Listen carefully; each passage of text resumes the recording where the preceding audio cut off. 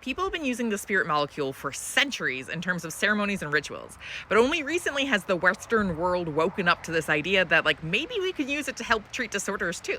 So, just how good is it for things like alcohol addiction to things like depression? And better question, should we actually be using this? So, I will break down DMT and ayahuasca for you from a drug scientist perspective. So ayahuasca is like the ceremonial brew that you typically see, and ayahuasca typically contains DMT. So that is a chemical that is found in a lot of plants and animals, and then it also contains MAOIs, so specifically monoamine oxidase A inhibitors, and that allows for the DMT to actually basically work. So typically, if you drink it, DMT will not do anything, but if you drink DMT with an MAOI, now it will work. And typically the effects of this drug last for about 4 to 6 hours. So for about 4 to 6 hours, you have complex visual hallucinations. You are for sure seeing things that are not there.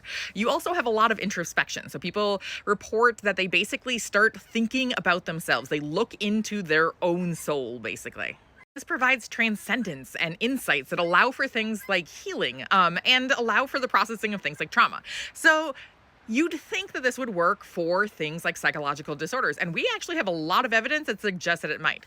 Now, some more than others. We've looked at things like DMT and ayahuasca for alcohol addiction and found that it really helps with things like craving. It decreases people kind of wanting that drug.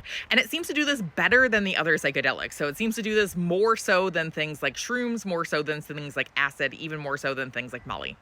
And it also seems to be really helpful for people who have depression. So one of the main problems with treating depression is that antidepressants take a while to start working. And so you're just kind of lingering in that depression for months until maybe it works, or maybe you just have to switch to a different antidepressant and good luck, now you got another 3 months to go. But with things like KET and with things like DMT and ayahuasca, what you see is that it produces these rapid effects.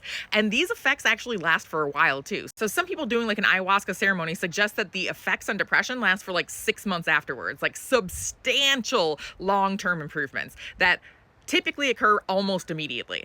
And we see that it has a huge influence on things like suicidal ideation.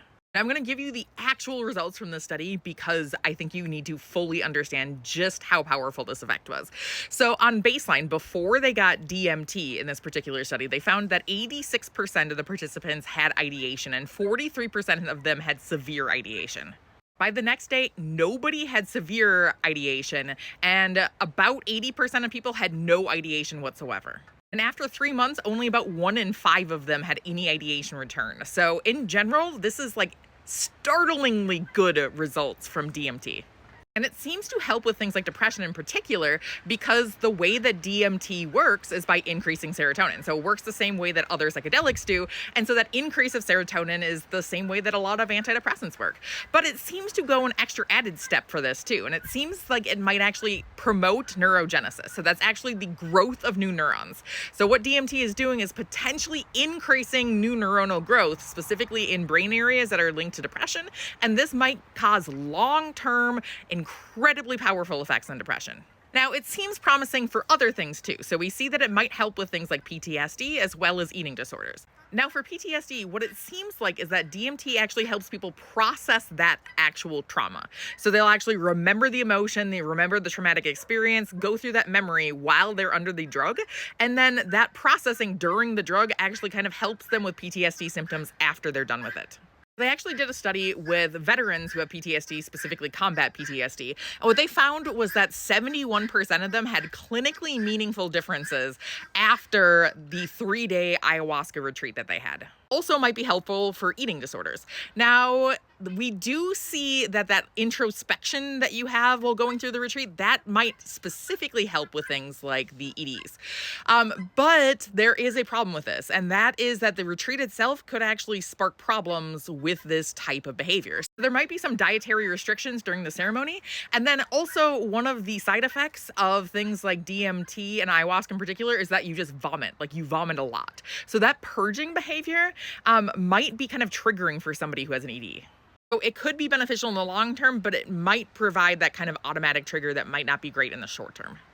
Now, results seem promising for things like anxiety too, but here's the thing, not high doses. So what we see is that high doses of things like DMT might actually increase anxiety. But the low doses, there are a lot of self-report studies saying that, yeah, the low doses might help with anxiety. And that's one of the most common symptoms that's reported after like an ayahuasca treatment. Like it helps with things like well-being, but specifically anxiety. But we don't have the big studies on this. We only have the animal research and we only have the self-report. So we need to do the actual good RCTs here. RCTs meaning randomized controlled trials, which you're blinding people. They don't know what they're taking because expectancy is a big deal for things like ayahuasca. Like if you think that it's going to help you, it's going to have a good chance of helping you. And so just the expectation of that can actually kind of change the results of the study, and we don't want that.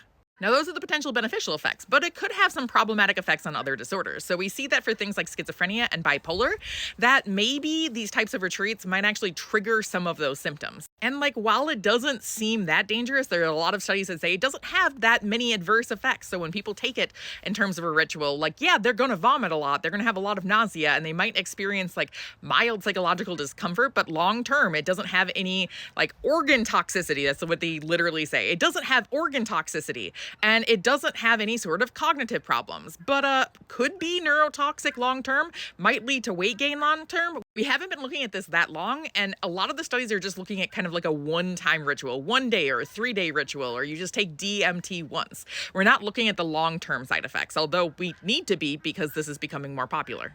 But there's an aspect that we need to pay attention to, and that is that ayahuasca is a drug that is commonly used in ceremonial rituals. So we need to start thinking about the cultural aspects of this. Like, yes, we can do the science, we can see that it works, and yes, we all want to help people, but like, we need to do this in a culturally appropriate way.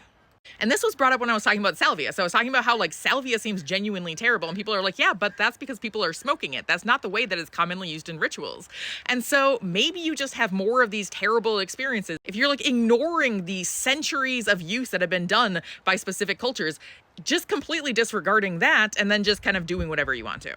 So here's a great case of us scientists needing to work with indigenous communities to make sure that we are responsibly doing this in a way that is helping the most people possible, while also respecting everyone.